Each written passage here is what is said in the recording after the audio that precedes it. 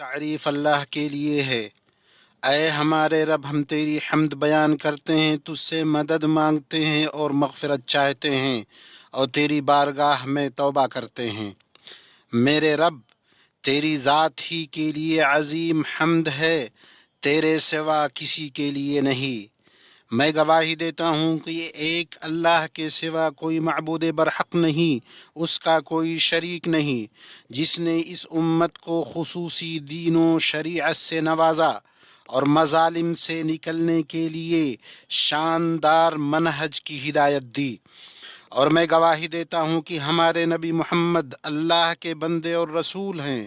آپ ہدایت و نور کو یقینی حق کے طور پر لے کر آئے۔ میرے رب کا درود و سلام ہو آپ پر، آپ کے آل و اصحاب پر، تابعین پر، اور ان لوگوں پر جو تا قیامت ان کی اچھی طرح پیروی کریں۔ اے بلند و بالا رب، معطر اور خوشبودار سلامتی نازل کر۔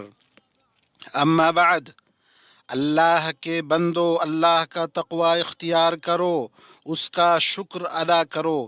اس نے تمہیں اسلام کی ہدایت دی جو فضائل اور عظیم خوبیوں کا دین ہے۔ سنو، مولا تعالی کے راستے پر چلو اور تقوی کے سوا کوئی رہبر نہ ڈھونڈو، اور دنیا کی طرف مائل نہ ہو۔ اپنے مولا پر بھروسہ کرو، اسے ہی کارساز بناؤ۔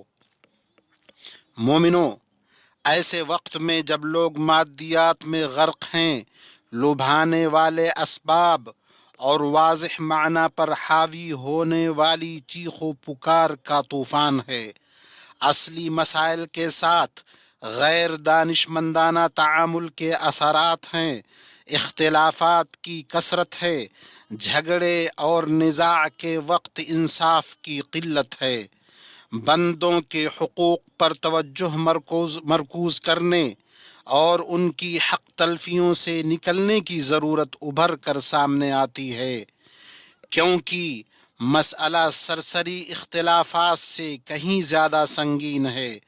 وہ مسئلہ ہے دینی شعور کی کمی، فکری کھوکھلاپن، سماجی بکھراؤ اور مقاصد و اقدار کا فقدان، جس سے وہ افراد پیدا ہوتے ہیں جن کو تعمیری کام میں مصروف ہونے کے بجائے صرف لغزشوں کے پیچھے پڑنے کی فکر ہوتی ہے۔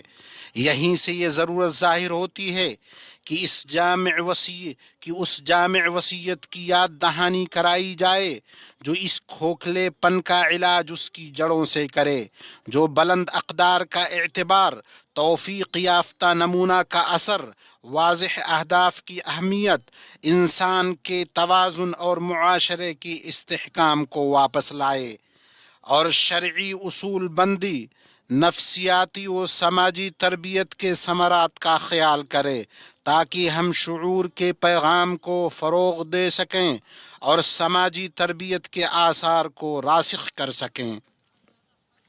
چنانچہ تم کسی پر ظلم کرنے میں جلدی نہ کرو، کیونکہ ظلم کا انجام بھیانک ہے۔ امام ماوردی رحمہ اللہ نے کہا، ظلم سے روکنے والا وسیلہ 4 چیزوں سے خالی نہیں: روکنے والی عقل، یا منع کرنے والا دین، یا باز رکھنے والا سلطان اور طاقت، یا منع کرنے والی عاجزی و بے بسی۔ اسی لیے کتاب و سنت میں ظلم اور ظالموں کی مذمت کرنے والی نصوص بکثرت آئی ہیں، کیونکہ یہ ہر شر کی جڑ ہے۔ ظلم تاریکیاں ہیں، اسی لیے زمین و آسمان کے رب نے اس سے ڈرایا۔ چنانچہ حدیث سے قدسی میں فرمایا، اے میرے بندو، میں نے اپنے اوپر ظلم کو حرام کیا ہے اور اسے تمہارے درمیان بھی حرام قرار دیا ہے، اس لیے تم ایک دوسرے پر ظلم نہ کرو۔ اور اللہ تعالیٰ نے فرمایا، ظالموں کے لیے ویل ہے، یعنی دکھ والے دن کا عذاب۔ اسلامی بھائیوں، ظلم کے سب سے بھیانک قسموں میں سے بندوں پر ظلم ہے۔ اس ظلم میں وہ خونی کانٹے ہیں جو ظالم کو تباہی میں دھکیل دیتے ہیں۔ اس نے باطل کو کتنا حق بنا دیا، حق کو کتنا مٹا دیا، شیرازہ کو منتشر کر کے کتنا نقصان پہنچایا۔ یہ خون، مال اور آبرو کو شامل ہے۔ نبی صلی اللہ علیہ وسلم نے فرمایا، تمہارا خون، تمہارا مال، تمہاری آبرو تم پر ویسے ہی حرام ہے جیسے اس شہر میں، اس مہینے میں تمہارا آج کا دن حرام ہے۔ ابو ہریرہ رضی اللہ عنہ سے روایت ہے کہ رسول اللہ صلی اللہ علیہ وسلم نے فرمایا، کیا تم جانتے ہو کہ مفلس کون ہے؟ صحابہ نے کہا، ہمارے نزدیک مفلس وہ شخص ہے جس کے پاس مال و دولت، پیسہ نہ ہو، نہ کوئی ساز و سامان۔ آپ صلی اللہ علیہ وسلم نے فرمایا، میری امت کا مفلس وہ شخص ہے جو قیامت کے دن نماز، روزہ اور زکوٰۃ لے کر آئے گا۔ ایسے آئے گا کہ کسی کو اس نے گالی دی ہوگی، کسی پر بہتان لگایا ہوگا، کسی کا مال کھایا ہوگا، کسی کا خون بہایا ہوگا، کسی کو مارا ہوگا، اس کی نیکیوں میں سے اس کو بھی دیا جائے گا، اس کو بھی دیا جائے گا، اور اگر اس کی ادائیگی سے پہلے اس کی ساری نیکیاں ختم ہو جائیں گی تو ان سارے لوگوں کے گناہوں کو لے کر اس پر ڈال دیا جائے گا، پھر اس کو جہنم میں پھینک دیا جائے گا۔ یہ بندہ نماز، زکوٰۃ، روزہ لے کر آیا، اس نے اسلام کے ارکان ادا، نہ شراب پینے کا تذکرہ ہے، حالانکہ وہ سنگین گناہ ہے، نہ کسی کبیرہ گناہ کا ذکر ہے جس کا ارتکاب کرنے والا اللہ کی مشیت کے تحت ہوگا، ہو سکتا اللہ اسے معاف کر دے یا سزا دے، لیکن لوگوں کے حقوق سے جڑی جو حق تلفیاں ہیں انہیں ضرور پورا کیا جائے گا اور ادا کیا جائے گا، کیونکہ یہ وہ ذاتی حقوق ہیں، اور بندوں کے حقوق سخت حساب پر مبنی ہیں، درگزر پر نہیں۔ اسی لیے سفیان ثوری رحمہ اللہ نے کہا، تم اللہ سے 70 گناہوں کے ساتھ ملو، وہ گناہ جو تمہارے اور تمہارے رب کے درمیان ہیں، یہ تمہارے لیے اس بات سے زیادہ آسان ہے کہ تم اللہ سے ایسے گناہ سے ملو، ایسے گناہ کو لے کر کے ملو جو تمہارے اور بندوں کے درمیان کے گناہ ہیں۔ ابن قیم رحمہ اللہ نے ان لوگوں کی حالت تفصیل سے بیان کی، ساتھ ہی اللہ کے حقوق کے تئیں ان کے اہتمام کو بھی بیان کیا۔ کہتے ہیں، تم کچھ نیک لوگوں کو پاؤ گے جن سے تقریباً کوئی نماز، روزہ، ذکر نہیں چھوٹتا، لیکن وہ لوگوں کی آبرو کے ساتھ چھیڑ چھاڑ کرتے ہیں۔ انہوں نے بتایا کہ ظلم کے 3 دفاتر ہیں۔ ایک دفتر وہ ہے جس میں سے اللہ کچھ بھی معاف نہیں کرے گا، وہ شرک کا دفتر ہے۔ دوسرا دفتر وہ ہے جس میں سے اللہ کچھ بھی نہیں چھوڑے گا، یعنی پورا پورا حساب لے گا، وہ بندوں کا ایک دوسرے پر ظلم کرنے کا دفتر ہے۔ تیسرا دفتر وہ ہے جس کی اللہ کچھ بھی پرواہ نہیں کرے گا، اور وہ ہے بندوں کا خود پر ظلم جو اس بندوں اور ان کے رب کے درمیان ہوا ہے۔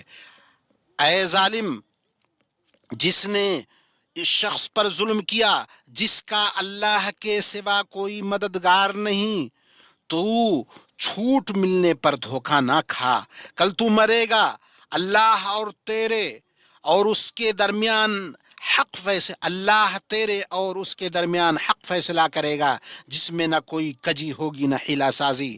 ایمانی بھائیوں، نبی کریم صلی اللہ علیہ وسلم نے ہمیں دنیا ہی میں رب العالمین کے سامنے پیش ہونے سے پہلے حق تلفیوں کی معافی تلافی کا حکم دیا ہے۔ ابو ہریرہ رضی اللہ عنہ سے روایت ہے کہ رسول اللہ صلی اللہ علیہ وسلم نے فرمایا، جس کسی نے دوسرے کی عزت یا کسی اور چیز پر ظلم کیا، وہ اس سے آج ہی معافی تلافی کر لے، پہلے ہی کر لے، اس سے پہلے کہ وہ دن آئے جس میں درہم و دنانیر نہیں ہوں گے۔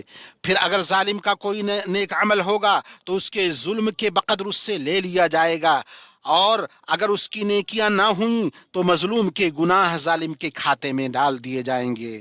آپ صلی اللہ علیہ وسلم نے فرمایا، جس نے کسی مومن کے بارے میں کوئی ایسی بات کہی جو اس میں نہیں تھی، اللہ اسے جہنمیوں کی پیپ میں ڈالے گا اور وہ اس میں اس وقت تک رہے گا جب تک وہ اس کا مستحق اس وقت تک رہے گا جب تک وہ اپنی بات سے باز نہ آ جائے۔ لہذا اللہ کے بندو، لوگوں کے حقوق پر دست درازی کرنے، انہیں تکلیف دینے سے مکمل بچو، اور جن لوگوں کی حق تلفی کی ہے ان سے معافی تلافی کر لو قبل اس کے کہ کوئی درہم و دینار نہ ہوگا۔ معاملہ یہ بہت خطرناک ہے، فیصلے کے دن فیصلہ کرنے والے کی طرف ہم سرگرداں ہیں، اللہ کے پاس سب جھگڑنے والے اکٹھا ہوں گے۔ نبی صلی اللہ علیہ وسلم نے فرمایا، اس شخص کے لیے رحمت کی دعا فرمائی، آپ کی دعا قبول ہوتی ہے، مسترد نہیں۔ آپ نے فرمایا، جو اپنے بھائی سے اس کے حق کے معاملے میں جلد بری الذمہ ہو جائے تاکہ قیامت کے دن اس سے اس کی نیکیاں لے لی نہ جائیں۔ ابو ہریرہ رضی اللہ عنہ سے روایت ہے کہ رسول اللہ صلی اللہ علیہ وسلم نے فرمایا، اللہ ایسے بندے پر رحم کرے جس کے پاس اس کے بھائی کا عزت یا مال کا کوئی بدلہ ہو، پھر وہ مرنے سے پہلے اس کے پاس آ کے دنیا ہی میں اس سے معافی تلافی کر لے، کیونکہ قیامت کے روز نہ تو اس کے پاس دینار ہوگا اور نہ ہی درہم۔ ظلم سے متنفر کرنے اور ظالموں کی سرزنش کے لیے یہی کافی ہے کہ ظلم قرآن کے اندر کفر کے مترادف کے طور پر آیا ہوا ہے۔ جن ظلموں نے ٹیکنالوجی کے دور میں اپنا سر اٹھایا ہے، جن کے سینگ نکل آئے ہیں، ان میں سے وہ ظلم ہے جسے بعض سوشل میڈیا پر عقلوں کے قزاق اور فکری دہشت گردی کے علم بردار پھیلا رہے ہیں۔ اسی طرح غیبت، چغل خوری، جھوٹ، بہتان تراشی میں بہہ جانا واضح ترین، سنگین ترین، منحوس ترین ظلم ہے۔ ایسا کرنے والے پر واجب ہے کہ اس سے چھٹکارا حاصل کرنے میں جلدی کرے قبل اس کے کہ وہ دن آئے جس دن کوئی درہم و دینار نہ ہوگا۔ اللہ کے بندو سنو، اللہ سے ڈرو، وقت نکلنے سے پہلے بندوں پر کیے گئے ظلم اور انہیں پہنچائی گئی تکلیف سے نکلنے کی کوشش کرو۔ اللہ نے فرمایا، جو لوگ مومن مردوں اور مومن عورتوں کو ایذا اور تکلیف دیتے ہیں بغیر کسی جرم کے جو ان سے سرزد ہوا ہو، وہ بڑے ہی بہتان اور صریح گناہ کا بوجھ اٹھاتے ہیں۔ اللہ میرے لیے اور آپ کے لیے اللہ میرے لیے اور آپ کے لیے دونوں وحیوں میں برکت دے اور مجھے اور آپ کو سید الثقلین کے طریقے سے فائدہ پہنچائے۔ اللہ رب العزت والجلال نے قرآن کریم میں اس سلسلے میں فرمایا کہ جو شخص مومنوں کو، مومن مردوں اور مومن عورتوں کو ایذا دے بغیر کسی جرم کے، تو وہ بڑے ہی گھاٹے میں، بہتان میں اور صریح گناہ میں ہیں۔ اب میں اپنی یہ بات کہہ رہا ہوں اور اللہ سے اپنے لیے، آپ کے لیے، تمام مسلمانوں کے لیے ہر گناہ کی مغفرت طلب کرتا ہوں۔ آپ اس سے مغفرت طلب کریں، اس کی بارگاہ میں توبہ کریں، بے شک وہ بڑا بردبار، بخشنے والا، مہربان ہے۔ تمام تعریف اللہ کے لیے ہے جس نے شریعت کو محکم اور واضح بنایا۔ اس نے ہماری امت کو دین و دنیا دونوں میں سعادت عطا فرمائی۔ میں گواہی دیتا ہوں کہ ایک اللہ کے سوا کوئی حقیقی معبود نہیں، اس کا کوئی شریک نہیں، اور میں گواہی دیتا ہوں کہ ہمارے نبی محمد اللہ کے بندے اور اس کے رسول ہیں۔ اللہ تعالی آپ پر درود و سلام اور برکتیں نازل فرمائے۔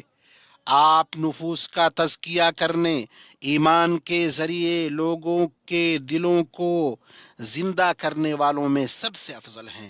آپ صلی اللہ علیہ وسلم کے آل بیت پر اور صحابہ پر، جو امت میں سب سے نیک دل والے اور سب سے زیادہ متقی ہیں، اور ان سب پر جو قیامت کے دن تک نیکی کے ساتھ ان کی پیروی کرے۔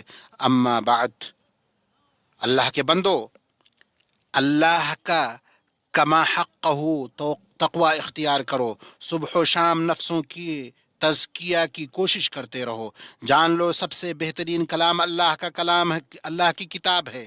سب سے بہترین طریقہ محمد صلی اللہ علیہ وسلم کا طریقہ ہے۔ ہر بدعت گمراہی ہے۔ مومنوں، ہم اس وقت اس حرمت والے مہینے ماہ رجب کے آغاز میں ہیں۔ اپنے نبی صلی اللہ علیہ وسلم کے طریقے اور جس پر قرون مفضلہ کے لوگ تھے اسے مضبوطی سے تھامے رکھو۔ بدعات اور دین میں ایجاد کردہ چیزوں سے بچو۔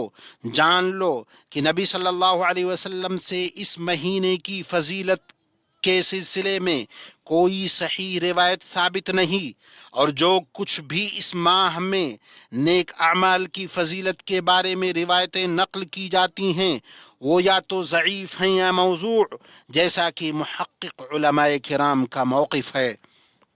ایمانی بھائیوں، آج کے اس آخری زمانے میں ظلم عام ہے اور ہر طرف پھیلا ہوا ہے۔ وہ یہ کہ کچھ مظلوم قومیں جیسے فلسطینی عوام اور مسجد اقصیٰ کے اطراف کے لوگ اجتماعی ظلم میں جی رہے ہیں۔ وہ ظالم صہیونی دشمن کی طرف سے محاصرے، تباہی، بے گھری، قتل و غارت گری، نقل مکانی، جبری ہجرت اور ظلم و زیادتی کا سامنا کر رہے ہیں۔ خاص طور پر جب ان پر سخت سردیوں کا موسم آیا ہے، ان کو اس کی ٹھنڈک نے جکڑ رکھا ہے۔ ہم اللہ سے دعا کرتے ہیں کہ ہر جگہ مظلوموں سے ظلم دور کر دے، اپنی مہربانی اور رحمت کی گرمی ان پر نازل فرمائے، اور یہاں فلسطینی مسئلے اور اسلامی مقدسات کے تئیں ہمارے ملک عزیز سعودی عرب کی مستقل اور شاندار موقف کو سراہا جانا چاہیے۔ اللہ تعالی سعودی عرب اور مسلمانوں کے ممالک کو دنیا کے مشرق و مغرب میں ہر برائی اور نقصان سے محفوظ رکھے، دشمنوں کی سازشوں، ظالموں کی شرارتوں کو ناکام بنائے۔ بے شک وہ سننے والا، دعا قبول کرنے والا ہے۔ اللہ آپ پر رحم کرے۔ درود و سلام بھیجیں ظاہر و باطن میں ہمارے نبی محمد بن عبداللہ القرشی الہاشمی پر، جو تمام مخلوقات میں سب سے بہتر اور شرف و منزلت میں سب سے افضل ہیں، جیسا کہ مولا کریم نے آپ کو حکم دیا ہے۔ چنانچہ اللہ عز و جل نے فرمایا، بے شک اللہ اور اس کے فرشتے اس نبی